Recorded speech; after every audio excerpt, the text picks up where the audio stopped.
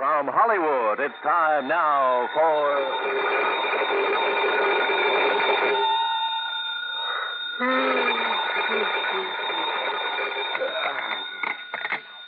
Yeah, Johnny Dollar. This is Peter Hanley at Western Maritime and Property Insurance. Holy, look, do you always start making calls at 4 a.m., Mr. Hanley? I had to phone clear across the country, Mr. Dollar, to find out that you're right here in Los Angeles. Yeah, that's right. The Beverly Hilton out here in Beverly Hills. Good. But I've cleared up the case that brought me here, so as soon as I have breakfast, if they serve it at this unearthly hour, I'll pack up my bags and go back to Hartford. Please don't. Oh, what's up? One of our clients is about to present us with a claim that I think you ought to investigate, as long as you're right here. Yeah, what sort of a claim? For the loss of his yacht, How much of a claim? between $150,000 and $250,000. Wowee. You know where Malibu Beach is? Yeah, sure, up the coast a few miles. Used to be a famous movie colony, that sort of thing. That's the place. Well, if you can find some means of transportation, I'll meet you at the Malibu Pier. On expense account, Mr. Hanley, I can find anything. Well, now, look here. And on a claim that could run to $250,000, I'm sure you won't be chintzy. Mr. Dollar. I'll see you at the Malibu Pier.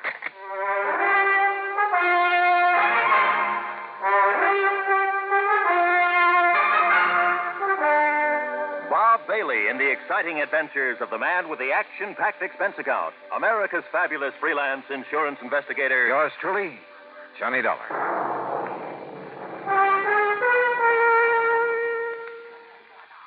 And now, Act One of yours truly, Johnny Dollar.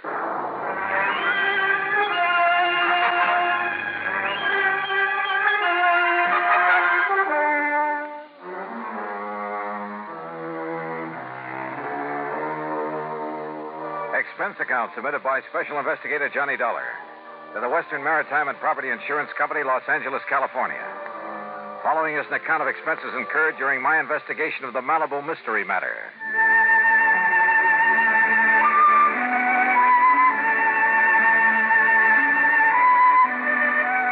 Expense account item 1, $2.25 for a fancy breakfast in my room at the Beverly Hilton. Item 2, $50 deposit on the best-looking rental car I could find. I drove out Santa Monica Boulevard to the Coast Highway, then north along the edge of the Blue Pacific, some 12 or 13 miles to Malibu, where a long fishing pier stuck out into the ocean. Cars were parked for half a mile on either side of the pier entrance, and it looked as though half the population of L.A. was crowded out on the pier itself. Thanks to an ambulance that pulled away from the curb and headed south toward town, I found a parking space.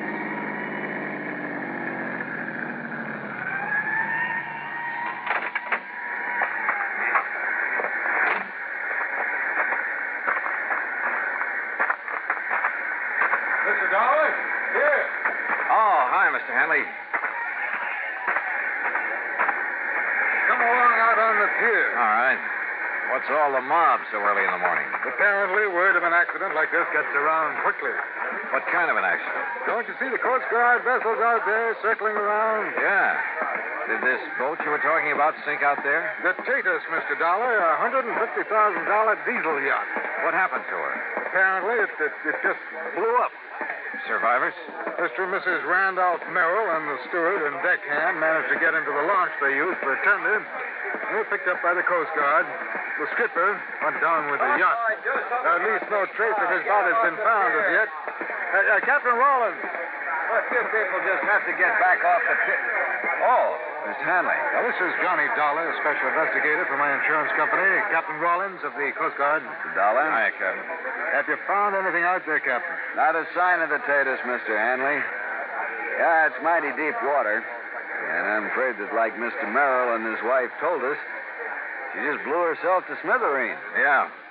Even from here, I can see some wreckage floating in. Well, they're all working around the oil slick out there, so the grapples ought to be able to find something down below. Some traces of a hull or machinery or something. When did it happen? Oh, 2.5 hours ago. One of our craft got up here from Santa Monica Harbor not more than 40 minutes after she went down. How'd you find out about it? Phone call from somebody living along the beach. Tatus stood out there blowing her whistle and foghorn, woke him up. By the time he got out of bed, well, he said it looked like a regular fireworks display. About a half mile offshore, huh? You see where they put a marker buoy? Yeah. Wouldn't the wind and current move that slick and whatever wreckage there is? No wind. That's why there's still some fog out there. And they're allowing for drift. Don't worry. If there's anything left of the Tatus, those boys will find it. Now, excuse me, will you please? I got to keep a check on operations out there. Yeah, sure, Captain. See you later. Hanley, you say Mr. and Mrs. Merrill are okay, huh? Yes. If the Coast Guard in Santa Monica are through with them, they're probably back at their home in Westwood. I think I'd like to talk to them. By all means. Though I don't exactly see any particular reason for investigation. It's company policy, Mr. Dollar, on any claim over $100,000. Yeah, but the claim can't have been made yet. Don't worry, it will be. Wait a minute. $150,000 yacht. But you said the claim could go as high as $250,000. Yes, that's because of Mrs. Merrill's jewelry, which she always took with her. Oh, was that lost too? I don't know. I haven't yet talked to her. Then let's do it. Well, if it hadn't been for a friend of mine living up on the hill behind the beach who was also wakened and saw the explosion, I wouldn't have known about it even this soon. Yeah. Well, come on, let's talk to the Merrills.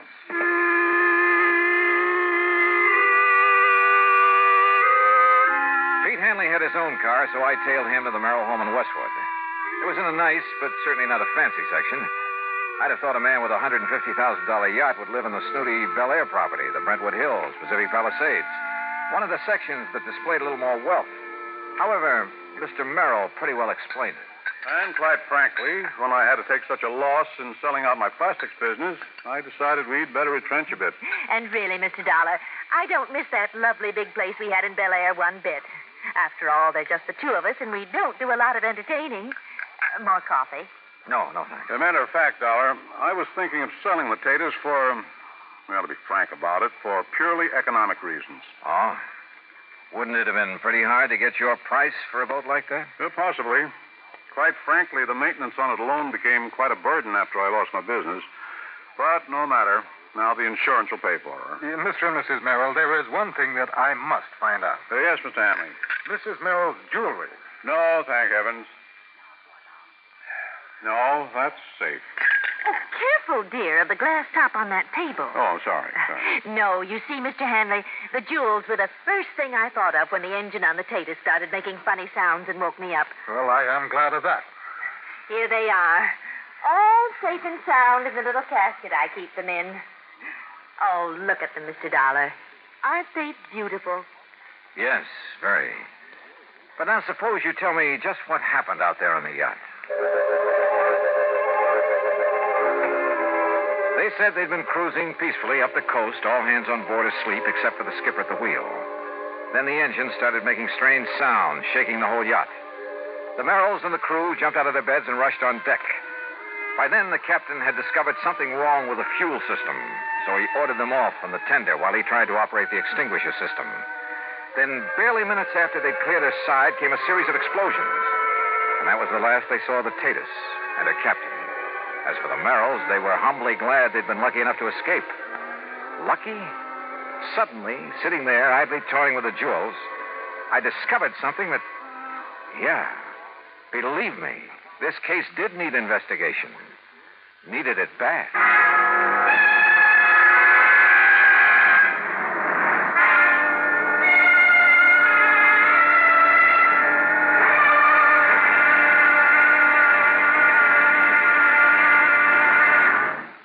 Act two of yours truly, Johnny Dollar, in a moment. Act two of yours truly, Johnny Dollar, and the Malibu Mystery Matter.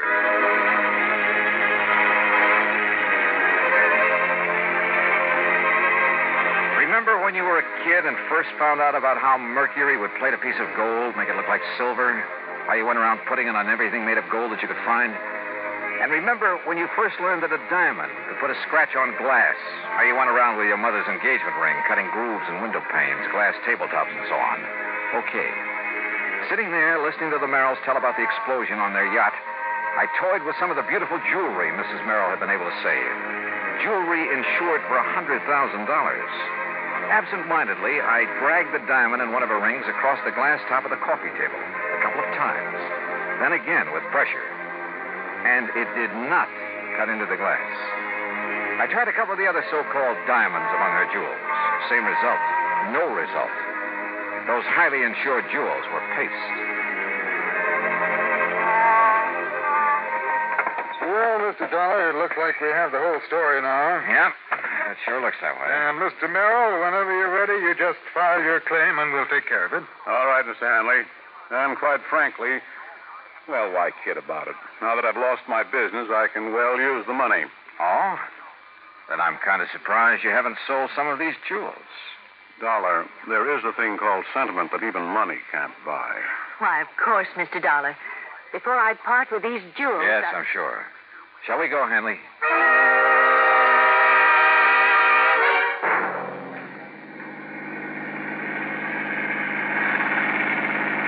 But if you're perfectly satisfied with the Merrill's account of the wreck, why go back to Malibu? Did I say I was perfectly satisfied, Hanley? Look, wouldn't you feel a lot better if that wreck could be located, maybe brought up for examination? Well, yes, but we're certainly lucky Mrs. Merrill saved that fortune in jewelry. What jewelry? What are you talking about? You saw it yourself. Did I? And it's covered for $100,000. That jewelry that she showed me? Of course. What are you getting at, Dollar? Look, I take it Merrill's business came a cropper, huh? Why, yes, he simply bit off more than he could chew. You know, overestimated his market, overexpanded. Matter of fact, I've been thankful these past couple of years that I didn't fall for his pitch and invest in it. Merrill's quite a promoter, you know. You mean a crook? Well, I didn't say that, no, but his Bel Air estate, where they used to live, his yacht, her jewelry, that sort of thing. They were all to impress the people he got to finance his ventures. A real fast guy was somebody else's buck, huh? Yeah, I guess you could say that about him. So that's why you wanted me to investigate this so-called accident to his yacht. No, not at all, as I told you. What do you mean by so-called? Hanley, you say a friend of yours actually saw the explosion. That's how I learned of it almost as soon as the Coast Guard. But now... And if you know the address, that's where we're going. I told you, he lives up on a hill overlooking Malibu Beach. Only first we're going to stop at the Santa Monica Coast Guard station and pick up a chart or two. Why? Also, if you know a good surveyor, we'll take him along with us. Dollar? Yeah, Hanley? I've got an idea that may save your company a lot of money.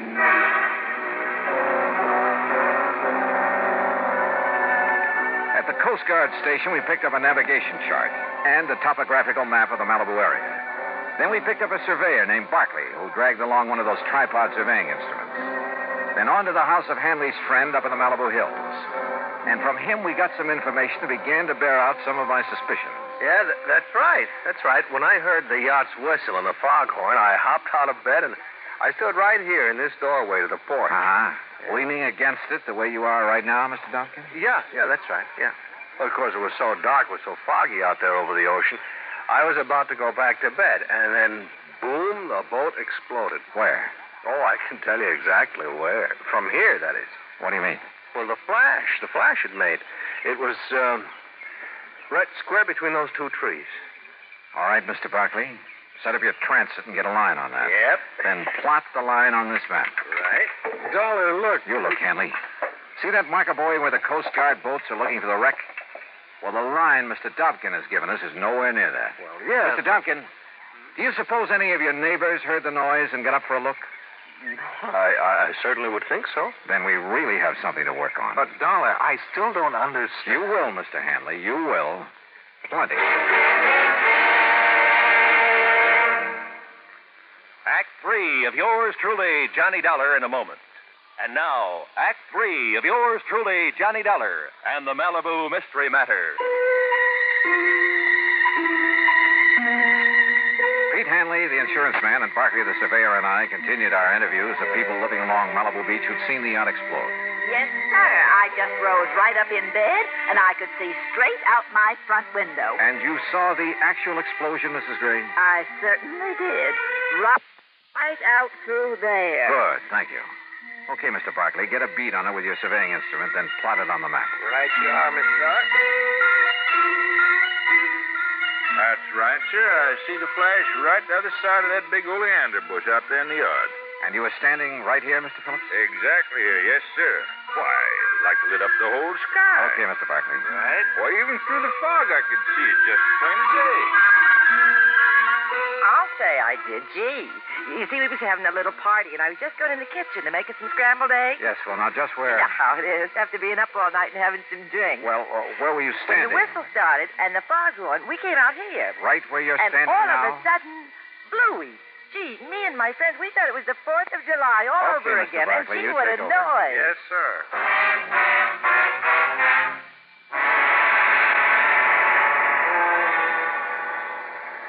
So, according to our survey, Captain Rollins, your boats have been looking in the wrong area for that wreck. Yeah, Mr. Dollar, according to this chart the surveyor made, the Tatus went down right on top of Calico Rocks. That's a formation only about 30 feet below the surface. That means that our divers will have no trouble at all finding the wreck. Then go to it, Captain. We'll be at the Beverly Hilton. Let me know what you find. Will do, Mr. Dollar. Item 3, $5.25 for some lunch. Then we went up to my room and waited. Finally, a couple of hours later, came the call from Captain Rollins. No, Mr. Dollar, our divers didn't find a sign of her, not a sign of the Tatus or any part of her, but Yes, Captain? we did find a lot of, well, they looked like heavy cans that had burst open. Like maybe they'd contained some kind of explosive? Exactly like that, and some heavy logs and tie chain wedged into the rocks, like an explosion had driven them in. A raft? Maybe loaded with dynamite or something to make the explosion everybody saw? Exactly. But what I don't understand is the oil slick we found, the wreckage floating around. Captain, I think that oil slick and the flotsam were planted out there. Well, then listen. Look, check every port on the Mexican coast, large or small, for the Tatus. I'll talk to you later. Come on, Hanley. We're going out to see the Merrills.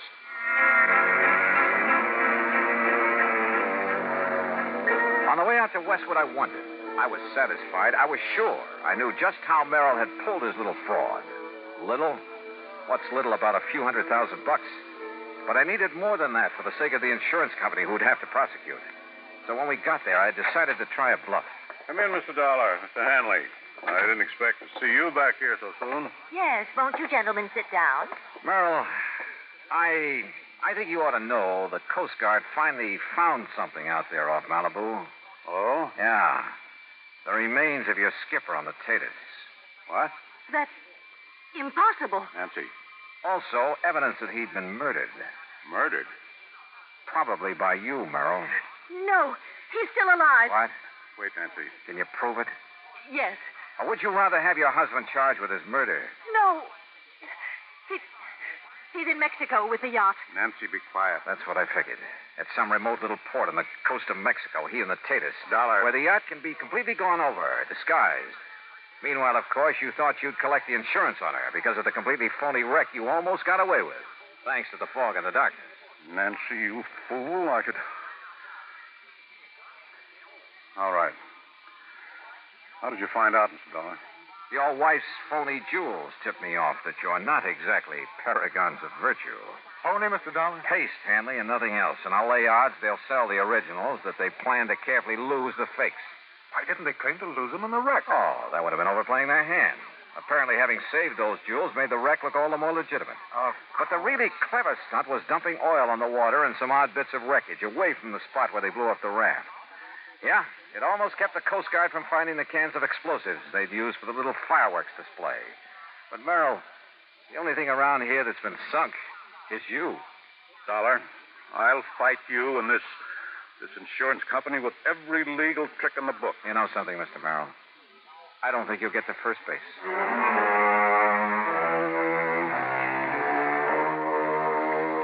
Yeah? When a crook tries to pull a fast one on an honest insurance company, well, you'll see what I mean when the courts get through with Merrill and his wife. Expense account total, including mileage on the rental car and a couple of extra days at the Beverly Hilton, $101.50. Yours truly, Johnny Dollar.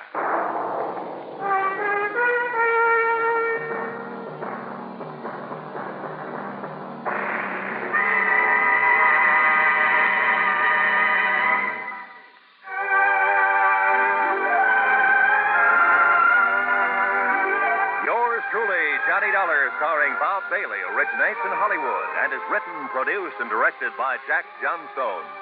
Heard in our cast were Paula Winslow, Eleanor Audley, Gene Tatum, Ben Wright, Harry Bartell, Will Wright, Lawrence Dobkin, and Barney Phillips.